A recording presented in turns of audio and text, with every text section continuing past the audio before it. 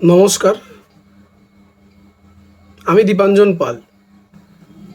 যদিও খুব একটা পরিচিত মুখ বা জনপ্রিয় মুখ আমি নই যে আমার নাম বললেই আপনি আমাকে চিনতে পারবেন। তবুও নাম শুরুতেই বলে দেওয়াটা একটা পদ্ধতি বা একটা প্রসেসের মধ্যে পড়ে, সে কারণে এটা বলে দেওয়াই বাহুল্য বলেই মনে করলাম। যাই হোক, তো যে কারণে আজকে প্রথমবার ভিডিওতে আসা, ওই হয় না যে একটা অনুভূতি যখন আপনি উপলব্ধি করেন এবং সেটাকে ধরে রাখতে পারেন না, মানে আনন্দের স্পৃহাটা এতটাই বেড়ে যায় বা সেই পরিধিটা এতটাই বড় আকার ধারণ করে যে তখন আপনি আপনার চারিত্রিক গুণাবলী থেকে কিছুটা বেরিয়ে গিয়েই সেই অভিব্যক্তি প্রকাশ করেন। ঠিক যেরকম আমি এত চুপচাপ হওয়া সত্ত্বেও রোহিত শর্মা যখন 6 মারে তখন আমি বিশাল জোরে হাততালি দিয়ে দিই। আজকের ভিডিওতে প্রথমবার আসার কারণটাই সেটা। এবং ঢাকঢোক না পিটিয়ে, ঢাকঢোক পেটানোর মতোই সেটা ব্যাপার। সঞ্জীব জেঠু এসেছিলেন গতকাল সহজ কথার পডকাস্টে, তো সেটার জন্যই আজ নিজেকে নিজের বাঁধন ছেড়ে বেরিয়ে আসা। তো যেটা আমার বলার, সত্যি আমরা যারা পাপিষ্ঠ এবং আমাদের পাপের ঘোড়া ওই একদম তলানিতে গিয়ে একটা যদি ওই কিঞ্চিত কোনো পুণ্যের স্ফুলিঙ্গ ছিটকে পড়ে, তখনই বোধ করি এই সৌভাগ্যটা আসে। মানে একটা এরকম কিংবদন্তি মানুষের সাক্ষাৎকার দেখার জন্য তো আমি জীবিত ছিলাম ওই মুহূর্তটায়, এবং সৌভাগ্যক্রমে আমার সেই সাক্ষাৎকারটা দেখার মতো একটি ফোন ছিল, তাতে রিচার্জ ছিল এবং সেই রিচার্জ করার মতো ক্ষমতাটাও ছিল। তো এই জন্য অবশ্যই আমি সৌভাগ্যবান। তো আজকালকার দিনে সত্যি যে চিন্তা ভাবনা, আমরা প্রতিনিয়তই ছুটছি বড় লোক হবার বা তথাকথিত উপার্জনের যে আমাদের তাগিদ প্রতিনিয়ত, আমরা যারা অ্যারিস্টোক্রেট বেগার, মানে ইনকাম করেও আমাদের অধিকাংশ অর্থটাই আমরা ইএমআইতে দিয়ে দিচ্ছি। তো তাদের কাছে বা সমাজের চোখে এখন তো একটা ওতপ্রোতভাবে জড়িত টাকা পয়সা বা আর্থিক সচ্ছলতা, সেটা শিক্ষা, চাকরি, প্রত্যেকটাই একটা অঙ্গাঙ্গিভাবে জড়িত। আমি ব্যক্তিগতভাবেই আমার মনে হয়েছে, ভুল হতে পারি, একান্তই ব্যক্তিগত চিন্তা ভাবনা। তো সেখানে গিয়ে কালকের ওই সাক্ষাৎকার আজও ভাবালো যে সত্যি যে এই টাকা পয়সা অর্থের ঊর্ধ্বেও দর্শন কতটা প্রখর। আসলেই বোধ, বিবেক বা জীবনের প্রতি দর্শনটাই শেষ কথা, যেটা আসলেই আপনাকে প্রকৃতপক্ষে বড়লোক বানিয়ে তুলবে।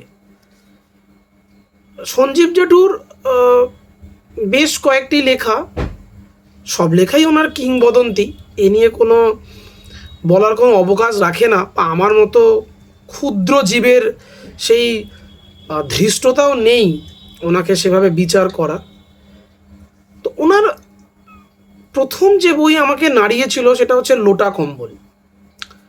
তো খুব কোট আনকোট একটা লাইন মনে পড়ে যায় যে নিজেকে বিপদের মধ্যে ফেলবে, কষ্টের মধ্যে ফেলবে, ঝুঁকি নেবে, বেরিয়ে আসবে লড়াই করে, একটু ক্ষতবিক্ষত হবে, হয়তো মরতে মরতে বেঁচে যাবে, কিন্তু বাঁচাটা শিখবে। হয়তো লোটা কম্বল আপনারাও পড়ে ফেলেছেন আমার অনেক আগেই। আমি লকডাউনে পড়েছিলাম, তখন সব শূন্য ছিল তো। আর এই উপন্যাসটার কেন্দ্রবিন্দু অনেকটা শূন্যতাকে ঘিরেই। তো বিশাল বড় একটি উক্তি খুব আমার মাথায় গিঁথে যায় যে মানুষের জীবন কিছুতেই পূর্ণ হতে চায় না, শুধু শূন্য হয়ে যায়। তো যাই হোক, লোটা কম্বল, ইতিপলাশ, রুকুসুকু, আর কি করেই বা ভুলি আমাদের ওই স্কুল জীবনের প্রথম বইয়ের গল্পটা পালাউমো ভ্রমণ, যেখানে উনি বলেছিলেন সেই বিখ্যাত উক্তি, বন্যেরা বনে সুন্দর আর শিশুরা মাতৃক করে। তো সঞ্জীব জেঠুকে নিয়ে যাই বলবো তাই কম। ওনার সাহিত্য, ওনার ভাবধারা প্রবলভাবে আমাকে নাড়িয়েছে। তাই আজকে নিজেকে শান্ত রাখতে পারলাম না। হয়তো এটা ভাববেন না এটা আপনাদেরকে কোনো বার্তা বা আপনাদেরকে কোনো জ্ঞান দিচ্ছি, কিন্তু থাকতে পারলাম না স্থির হয়ে। মানে কিছু বক্তব্য, যেহেতু আজকাল ভিডিও একটা ওতপ্রোত মাধ্যম, নিজের বক্তব্য, নিজের ভালো লাগা না লাগা, নিজের মতামত জানানোর একটা মাধ্যম, এবং জীবনের সাথে আমাদের ওতপ্রোতভাবেই জড়িত। তাই এটাকে বেছে নিলাম প্রথমবার।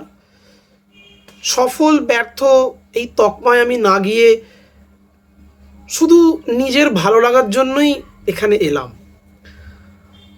তো যাই হোক, এই সৌভাগ্যটা যার জন্য হলো, সেই ক্যামেরার পিছনের মানুষ রাহুল অরুণোদয় ব্যানার্জিকে অসংখ্য ধন্যবাদ।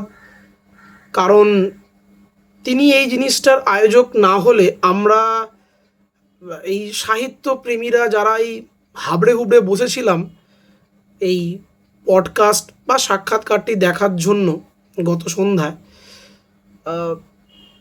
তাদের হয়তো ওই চাতক পাখির অপেক্ষাটা থেকেই যেত।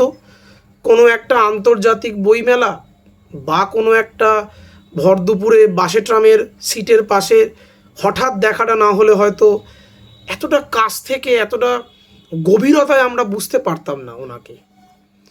তো যাই হোক, বেশি বড় বা বেশি পরিধি বাড়াবো না আমার এই ভিডিওর, খুব অল্প কথা। এই ইন্টারভিউটা বা এই সাক্ষাৎকারটা বা এই পডকাস্ট আপনি যে নামেই নামাঙ্কিত করুন না কেন, পারলে দেখবেন। আমি গ্যারেন্টি দিচ্ছি, যদি কয়েকদিনের রিলসে বিরাম দিয়ে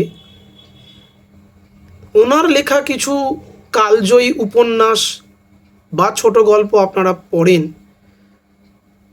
গ্যারেন্টি দিচ্ছি কোনো সময় অপচয় তো হবেই না, আসলেই নিজেকে প্রকৃত বড়লোক মনে হবে। কারণ সেটা রুকুসুকুর কোনো উক্তি হোক, শ্রীকৃষ্ণের শেষ কটা দিনের উক্তি হোক, বা লোটা কম্বলই হোক, যাই হোক না কেন দেখুন। আর দেখার পরে আশা করি আমার মতো আপনি একমত হবেন যে ওই লকারের গয়নাটাকে সরিয়ে এই সাক্ষাৎকারটাকে জমিয়ে রাখার চেষ্টা করুন। এটা একটা মোহরের ঘোড়া, বিশ্বাস করুন। আপনি ভাঙবেন, মচকাবেন, তাও আপনার মধ্যে ওই স্পৃহাটা থেকে যাবে, পারবেন।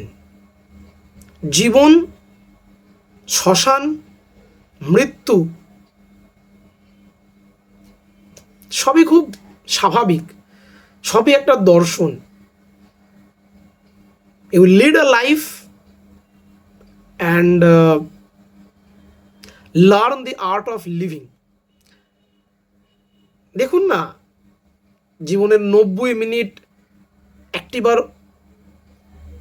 ইনভেস্ট হিসেবে করতে কথা দিলাম, ঠকবেন না, লোকসান তো হবেই না,